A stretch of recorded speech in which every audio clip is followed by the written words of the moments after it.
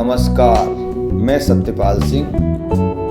Basic education movement of India JS विश्वविद्यालय सिकोहाबाद, जिला शिक्षा प्रशिक्षण संस्थान मथुरा व युग निर्माण योजना मथुरा के संयुक्त तत्वावधान में आयोजित राष्ट्रीय शैक्षिक कार्यशाला एवं स्कूल लीडरशिप अवार्ड समारोह श्री राजेश शर्मा, राष्ट्रीय अध्यक्ष व संयोजक की अध्यक्षता में गायत्री तपोभूमि मथुरा में आयोजित हुआ। इस कार्यक्रम में मुख्य अतिथि के रूप में उप शिक्षा निदेशक व प्राचार्य डाइट मथुरा श्री महेंद्र प्रताप सिंह, विशिष्ट अतिथि एनसीईआरटी नई दिल्ली के प्रोफेसर श्री बीपी सिंह रहे। इस कार्यशाला में श्री महेंद्र प्रताप सिंह, श्री बीपी सिंह व श्री प्रबोध कुमार शर्मा ने विद्यालयों में शैक्षिक उन्नयन हेतु शिक्षकों को किस प्रकार कार्य करना चाहिए उन बिंदुओं पर विस्तार से प्रकाश डाला। इस कार्यशाला में उत्तर प्रदेश से लगभग 200 शिक्षक शिक्षिकाओं ने प्रतिभाग किया। शिक्षक संगोष्ठी के उपरांत सर्वप्रथम राज्य पुरस्कार प्राप्त शिक्षक श्री सत्यपाल सिंह आगरा से, डॉक्टर सतना सिंह हाथरस से, श्री लाल बहादुर गौतम हरदोई से शिक्षकों को स्कूल लीडरशिप अवार्ड से सम्मानित किया गया। उसके उपरांत उत्तर प्रदेश के विभिन्न जनपदों से आए शिक्षक शिक्षिकाओं को स्कूल लीडरशिप अवार्ड से सम्मानित किया गया। कार्यक्रम के अंत में श्रीमती कल्पना छौकर ने शोध पत्र पढ़ा तथा राजेश शर्मा जी व श्रीमती गुरु प्यारी सत्संगी ने प्रेरणा गीत व भक्ति गीत के माध्यम से शिक्षकों में उत्साह भर दिया और अंत में श्री राजेश शर्मा जी ने कार्यक्रम के समापन की विधिवत घोषणा की। धन्यवाद।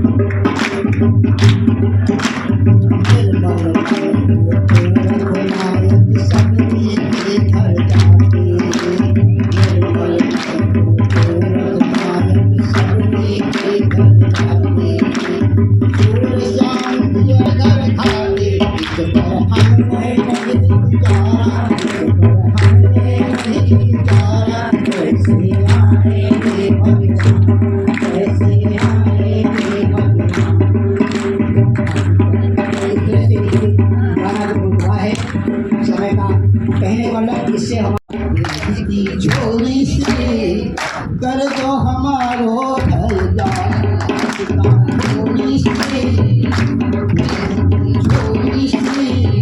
कर दो हमारो हलदार।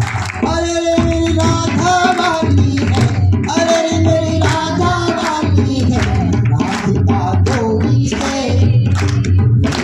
झोली से मैया करा दे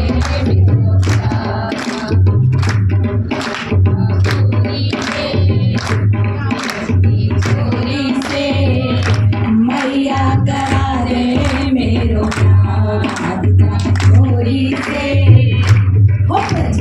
चोरी से मैया करा दे मेरो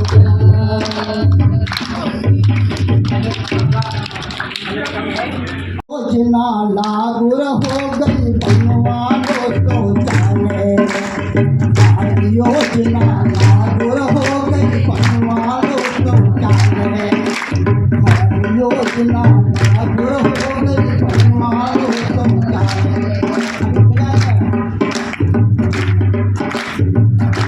सुबह लौटा देखकर तुम खुद सोच मत जाना, बात ऐसी है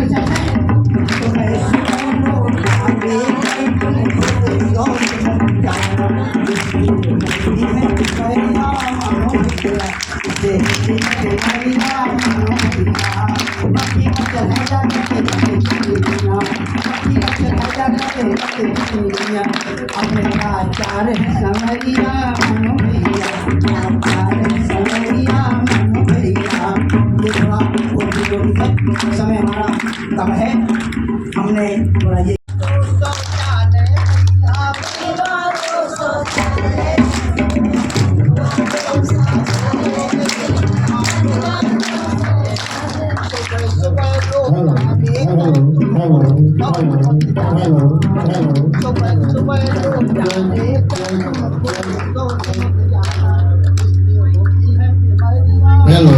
Hello, check, hello,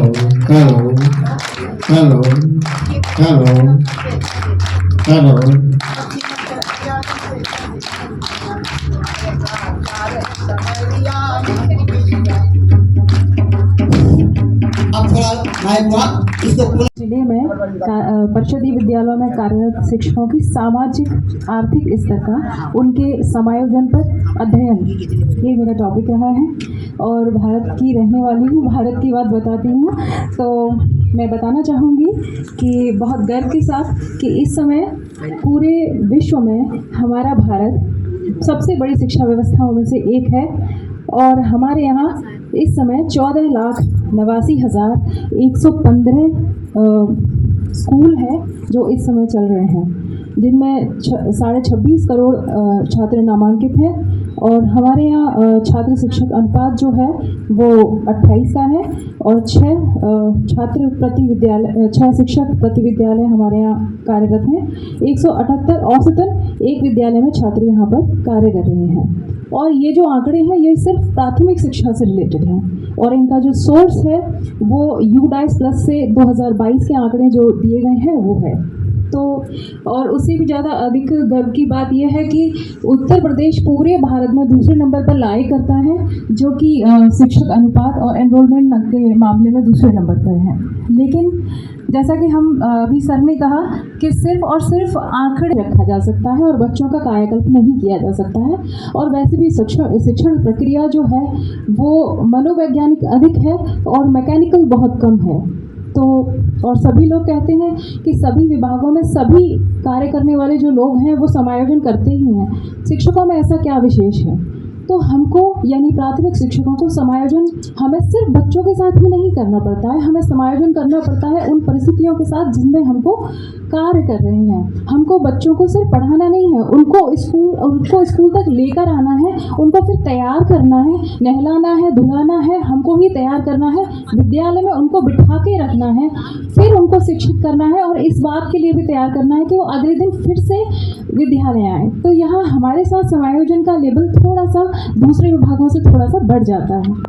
तो मेरा जो रिसर्च का जो टॉपिक है शायद मुझे इस वजह से इम्पॉर्टेंट लगा और जो ऑब्जेक्टिव्स हैं वो 3 ऑब्जेक्टिव्स थे मेरे रिसर्च पेपर के कि सामाजिक आर्थिक स्तर है जो प्राथमिक शिक्षकों की उनके भावनात्मक समायोजन पर क्या प्रभाव पड़ता है उसका अध्ययन करना, उनके शैक्षिक समायोजन पर अध्ययन करना और उनके सामाजिक समायोजन पर अध्ययन करना। मैंने 3 नल हाइपोथेसिस यानी परिकल्पनाओं का निर्माण किया था, शून्य परिकल्पनाओं का, कि उनके सामाजिक आर्थिक स्तर का उनके भावनात्मक समायोजन पर कोई प्रभाव नहीं पड़ता। इसी प्रकार उनके सामाजिक आर्थिक स्तर का उनके शैक्षिक समायोजन पर कोई प्रभाव नहीं पड़ता और सामाजिक समायोजन पर भी कोई प्रभाव नहीं पड़ता है। और मैथडोलॉजी में जो मेरा रिसर्च का विषय था वो एक सर्वे टाइप रिसर्च मेथड था और सैंपल के तौर पर मैंने हमारे ज़िले में, आगरा ज़िले में खेरागढ़, जगनेर और सैया ब्लॉक से 150 शिक्षकों का एक छोटा सैंपल लिया था और जिसमें से 75 फीमेल टीचर्स थी और 75 ही मेल टीचर्स थे। डेटा कलेक्शन के लिए मैंने जो टूल इस्तेमाल किए थे उसमें डॉक्टर सुनील कुमार उपाध्याय के द्वारा एक मापनी बनाई गई है, सामाजिक आर्थिक स्तर मापनी, उसको मैंने उपयोग किया था। इसी प्रकार एडजस्टमेंट इन्वेंट्री मंगल टीचर एडजस्टमेंट इन्वेंट्री जो डॉक्टर एस.के. मंगल के द्वारा विकसित की गई थी और इसमें 253 आइटम्स थे, स्टेटमेंट्स थे जो कि सोशल, इमोशनल और एजुकेशनल एडजस्टमेंट को मेज़र करते थे। प्रोसीजर में ये था कि जितना भी डेटा कलेक्ट हुआ उसको प्रोसेस करने के बाद हमको सामाजिक आर्थिक स्तर की 2 कैटेगरीज मिली। यानी 2 कैटेगरीज में एक वो कैटेगरी थी, एक वो ग्रुप था जो कि एवरेज लेवल से थोड़े अबव थे, अबव एवरेज SES था, सोशल इकोनॉमिक स्टेटस। दूसरा जो लेवल था वो बिलो एवरेज थे। तो इन 2 ग्रुप्स को कंपेयर किया गया था कि इनका जो एडजस्टमेंट होगा तीनों एरियाज में, लाइक पहला जो मेरा हाइपोथेसिस था वो इमोशनल एडजस्टमेंट को लेकर था कि कोई प्रभाव नहीं पड़ता है। तो पहले मीन कैलकुलेट किया, स्टैंडर्ड डेविएशन, और उसके बाद फिर हमने देखा कि जो माध्य में अंतर आया है क्या वो सार्थक है या नहीं है, इसका फिर हमने जाँच किया। तो क्योंकि मैंने एक छोटा PPT प्रिपेयर किया था इसके लिए और ऐसा पॉसिबल नहीं हो पाया, तो मैंने टेबल फॉर्म में देखा था कि जो भी मेरा T वैल्यू जो निकल कर आई वो 0.05 लेवल पर वो पहले हाइपोथेसिस को चेक किया था, उसके लिए वो सिग्निफिकेंट थी। मतलब आंकड़ों का जो मध्यमान था उनके बीच में अंतर सिग्निफिकेंट था। तो मेरी जो हाइपोथेसिस थी वो यहाँ पर रिजेक्ट हो गई। मीन्स इसका अर्थ ये निकला कि उनके सामाजिक आर्थिक स्तर का उनके भावनात्मक समायोजन पर अंतर पड़ता है और मेरी नल हाइपोथेसिस थी कि नहीं पड़ता है, तो वो वहाँ रिजेक्ट हो गई। इसी तरीके से दूसरे जो हाइपोथेसिस थी वहाँ पर अंतर नॉट सिग्निफिकेंट था, तो वो एक्सेप्ट हो गई, यानी कि कोई भी अंतर दोनों में नहीं पाया जाता, दोनों ग्रुप्स के बीच में। इसी तरीके से तीसरा वो भी नॉट सिग्निफिकेंट पाया गया। तो तीनों जो हाइपोथेसिस थी पहली रिजेक्ट हुई, बाकी की 2 एक्सेप्ट हुई। और कंक्लूजन में ये निकला कि जितने भी बच्चे हमारे पास आते हैं वो चाहे किसी भी सामाजिक आर्थिक स्तर से हो, लेकिन जब वो हमको देखते हैं तो वो हमको हमारे ड्रेसिंग सेंस को, हमारे बात करने के तरीक़ों को और बाकी चीज़ों को देखकर हमको थोड़ा अलग थलग महसूस करते हैं। बच्चा जब हमारे पास आता है तो वो ये महसूस करे कि उसको अपनाया गया है, चाहे वो जैसा भी आए, नहाकर आए या ना नहाकर आए, वो चाहे किसी भी तरीके का कपड़ा पहनकर आए, भावनात्मक जब तक लगाव नहीं होगा, सामाजिक आर्थिक स्तर जब तक बीच में आता रहेगा, तब तक वो बॉन्ड, वो इमोशनल बॉन्ड उनके साथ एस्टेब्लिश नहीं हो पाएगा। तो मुझे लगता है इस लेवल पर काम करने की ज़रूरत है। मुझे अपने रिसर्च पेपर में ऐसा कुछ जानने को मिला और सजेशन में मैंने इसमें ये डाला है कि ऐसा ही कोई रिसर्च जो है वो अलग जेंडर को लेके, एरियाज़ को लेके, लोकेलिटी को लेके या बोर्ड को लेकर किया जा सकता है, और या कोई और टॉपिक लेके किया जा सकता है। Thank you so much.